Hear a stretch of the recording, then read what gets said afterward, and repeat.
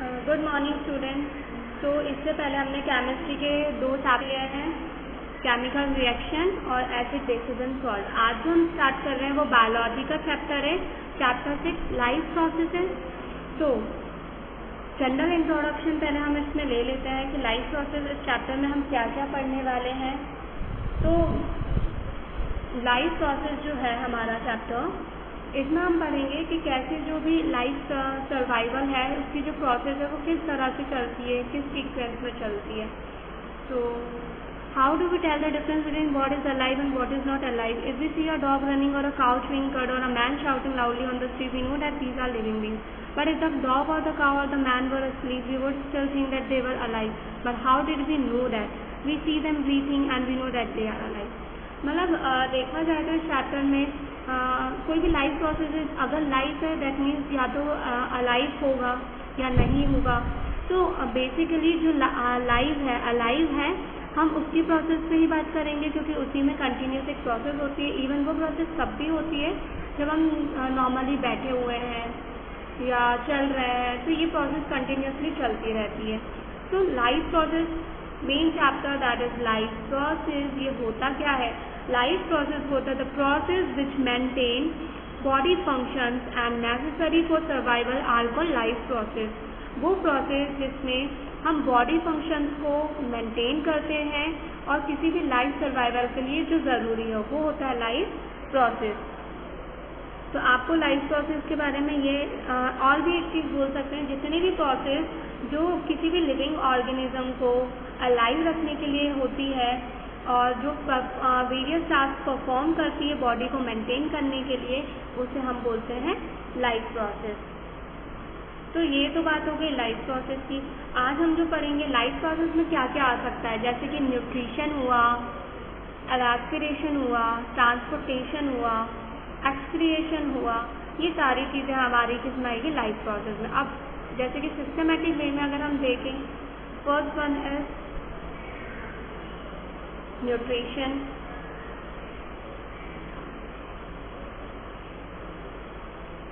Second one is respiration, third one is transportation and fourth one is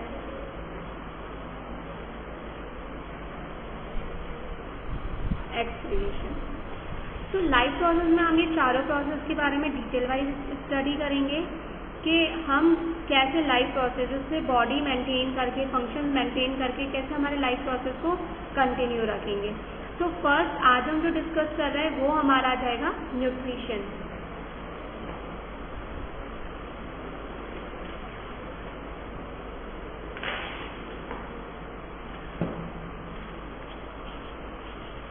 first topic हम जो discuss कर रहे हैं वो है हमारा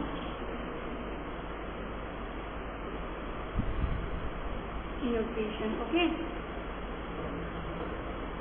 तो न्यूट्रिशन क्या होता है? न्यूट्रिशन हमने इससे पहले भी प्रीवियस क्लासेस में डिस्कस किया है। What is nutrition?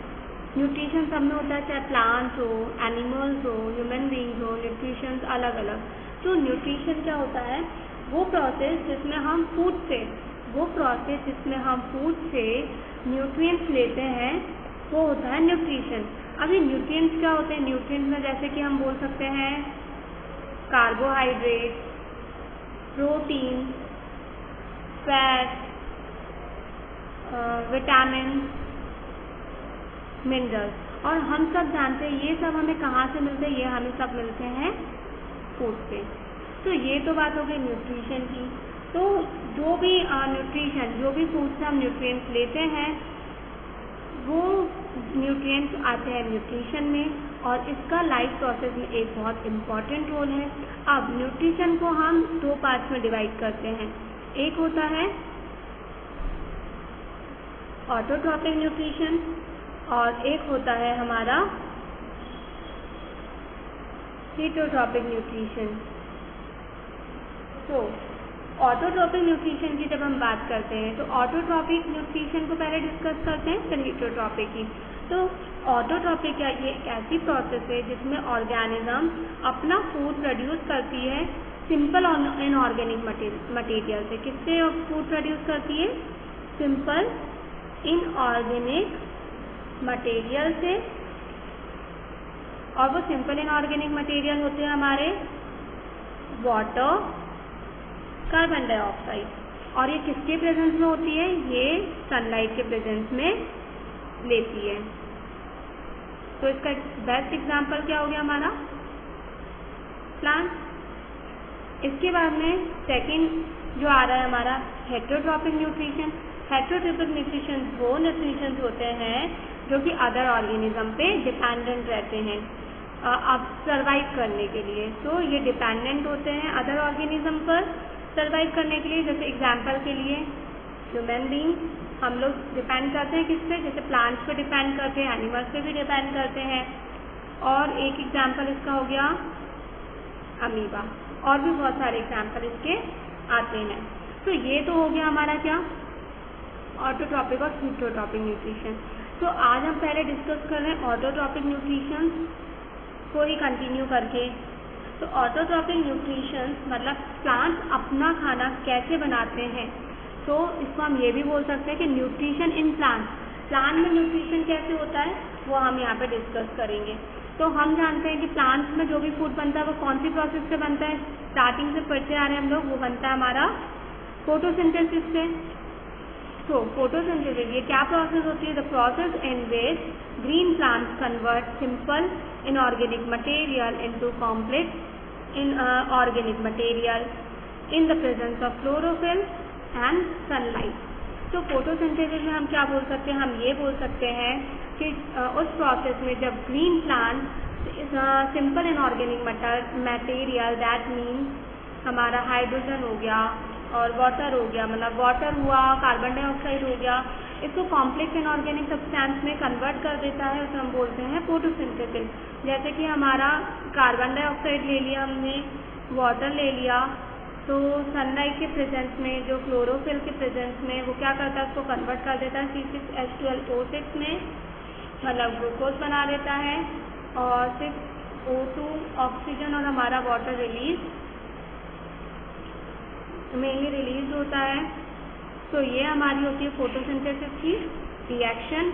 इस रिएक्शन के बेसिस पे प्लांट्स अपना फूड खुद बनाते हैं। तो यहाँ पे देखो, ये जो है हमारा सिंपल इनऑर्गेनिक मटेरियल है, ये कन्वर्ट होकर हमारा किस में बन रहा है? कॉम्प्लेक्स इनऑर्गेनिक मटेरियल में कन्वर्ट हो रहा है। अब फोटोसिंथेसिस के दौरान जो इवेंट होते हैं वो क्या होते हैं? तो सबसे पहली बात, ये एक सीक्वेंस वाइज चलता है। फर्स्ट अगर हम बात करें तो ये क्या करता है? लाइट एनर्जी को एब्जॉर्ब करता है क्लोरोप्लास्ट। क्लोरोप्लास्ट के थ्रू लाइट एनर्जी को एब्जॉर्ब करता है। Second one is light energy का कन्वर्जन होता है केमिकल एनर्जी में, और वो केमिकल एनर्जी कन्वर्ट होने के बाद जो वाटर के मॉलिक्यूल्स है उसको स्प्लिट कर देती है वो हाइड्रोजन और ऑक्सीजन के मॉलिक्यूल्स में। अगर हम इसकी एक रिएक्शन देखें तो जैसे ये हमारा हो गया वाटर, तो ये स्प्लिट कर देती है किसमें? एक हाइड्रोजन में और ऑक्सीजन में। ये हो गई हमारी बात सेकंड की, ये लाइट एनर्जी को केमिकल एनर्जी में कन्वर्ट कर देती है और वाटर के मॉलिक्यूल्स को हाइड्रोजन और ऑक्सीजन के मॉलिक्यूल्स में स्प्लिट कर देती है। थर्ड, इसमें प्रोडक्शन जो प्रोसेस होता है वो होता है रिडक्शन होता है। कार्बन डाइऑक्साइड का रिडक्शन होता है किससे? कार्बोहाइड्रेट्स में। तो रिडक्शन मतलब कि हम बोल सकते हैं, हमने इससे पहले फर्स्ट चैप्टर में रिडक्शन प्रोसेस पढ़ी है। क्या हो जाता है उसमें? या तो ऑक्सीजन हट जाए और हाइड्रोजन जुड़ जाए तो भी रिडक्शन हो जाएगा, या हाइड्रोजन हट जाए ऑक्सीजन जाए तो भी रिडक्शन हो जाएगा। तो इस इक्वेशन में बेसिकली यही हो रहा है कि ऑक्सीजन हट रहा है और हाइड्रोजन जुड़ रहा है। तो ये हो गई हमारी रिडक्शन की प्रोसेस। तो फोटोसिंथेसिस के दौरान जो 3 इवेंट्स होते हैं वो हमारे बेसिकली क्या होते हैं? फर्स्ट होता है हमारा एब्जॉर्प्शन होता है लाइट का, जैसे हमें यहाँ पे दिया भी हुआ है।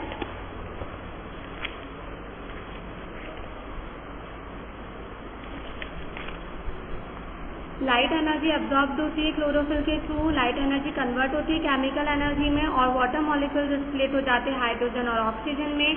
कार्बन डाइऑक्साइड का रिडक्शन होता है किसमें? कार्बोहाइड्रेट्स में। तो ये सारी प्रोसेस हो गई हमारी किसकी? फोटोसिंथेसिस की।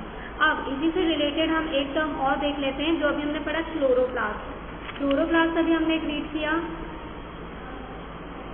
ठीक है। तो जो क्लोरोप्लास्ट है, अभी हमने पढ़ा था कि जो क्लोरोफिल कंटेन करता है, मतलब क्लोरोप्लास्ट वो होता है जो क्लोरोफिल कंटेन करता है। क्लोरोफिल क्या करता है? लाइट एनर्जी, लाइट को एब्जॉर्ब करता है। तो क्लोरोप्लास्ट की अगर हम टर्म्स देखें तो यहाँ पे जैसे एक डायग्राम दिया हुआ है लीफ का एक डायग्राम दे रखा है। तो अगर हम यहाँ बात करें इस क्रॉस सेक्शन की, तो हम इस क्रॉस सेक्शन को जब माइक्रोस्कोप से जूम करके देखेंगे तो हमें बहुत सारी चीज़ें इसमें दिखाई देंगी। तो उसको डायग्राम के थ्रू मैं आपको समझा रही हूँ।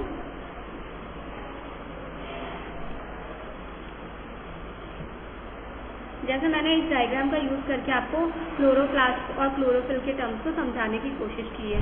जैसे ये हमारी एक लीव्स है, लीव्स में ये जो पार्ट है हमारा क्रॉस सेक्शन है। इस क्रॉस सेक्शन को हमने क्या किया है? माइक्रोस्कोप से जूम करके देखा है। अब जब हमने इसको माइक्रोस्कोप से जूम करा है तो हमें एक लेयर दिखाई देती है। वो लेयर हमारी इस टाइप की होती है जिसको हम बोलते हैं क्यूटाइल, जिसको हम क्या बोलते हैं? क्यूटाइल। अब ये क्यूटाइल मतलब ये जो लीफ का अपर वैक्सी पार्ट होता है, क्या होता है? लीफ का अपर वैक्सी पार्ट होता है। इसके जस्ट नीचे छोटे छोटे सेल्स होते हैं जिनको हम बोलते हैं एपिडर्मिस। एपिडर्मिस के जस्ट नीचे होते हैं प्लांट सेल, और प्लांट सेल और एनिमल सेल हमने 9th क्लास में बहुत अच्छे से डिटेल में पढ़ा है। तो प्लांट सेल जो है हमारे ये रहे। अब प्लांट सेल के अंदर होता है क्लोरोप्लास्ट। क्लोरोप्लास्ट क्या होते हैं? अब क्लोरोप्लास्ट को मैं एक्सप्लेन कर रही हूँ। तो ये जो होते हैं वो छोटे छोटे स्मॉल ऑर्गेनल्स होते हैं। जो ये क्लोरोप्लास्ट है वो छोटे छोटे से हमारे क्या होते हैं? स्मॉल ऑर्गेनल्स होते हैं, और जिसमें क्लोरोफिल कंटेन करता है और ये सनलाइट को एब्जॉर्ब करता है फोटोसिंथेसिस के लिए।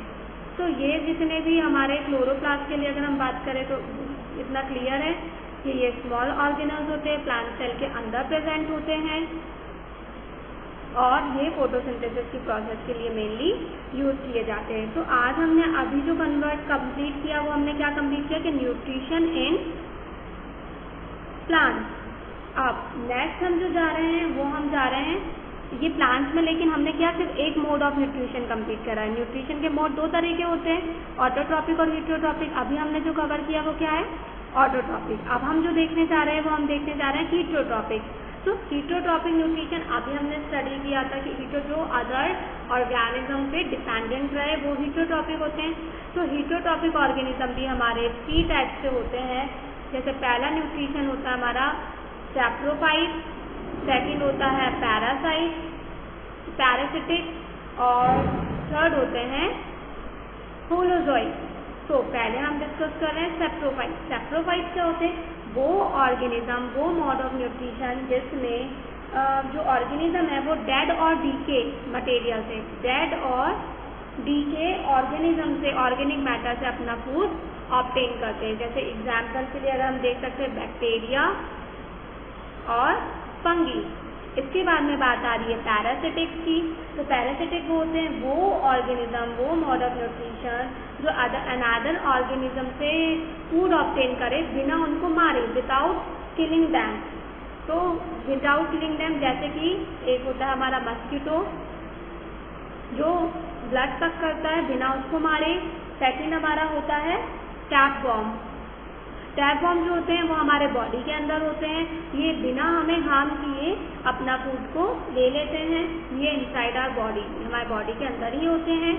इसके बाद में होता है होलोजोइक न्यूट्रिशन। ये बहुत इंपॉर्टेंट न्यूट्रिशन है। क्यों? जस्ट बिकॉज इसमें हमारे ह्यूमन बींग्स के अच्छे खासे ऑर्गेनिज्म को डिस्क्राइब किया, मतलब प्रोसेस को डिस्क्राइब किया गया। तो होलोजोइक न्यूट्रिशन में हमारा आ जाता है जैसे कि इंजेशन, फिर आता है डाइजेशन, फिर आता है हमारा एब्जॉर्प्शन, और उसके बाद में आता है assimilation of liquid and solid, मतलब लिक्विड या सॉलिड और ऑर्गेनिक मटेरियल का। ये तीनों तरीके से होता है। इनके बेस्ट एग्जाम्पल है एनिमल्स और ह्यूमन बींग्स। तो ये हेटेरोट्रॉपिक न्यूट्रिशन 3 तरीके से हो रहा है, एक सैप्रोफाइट, पैरासिटिक और होलोजोइक।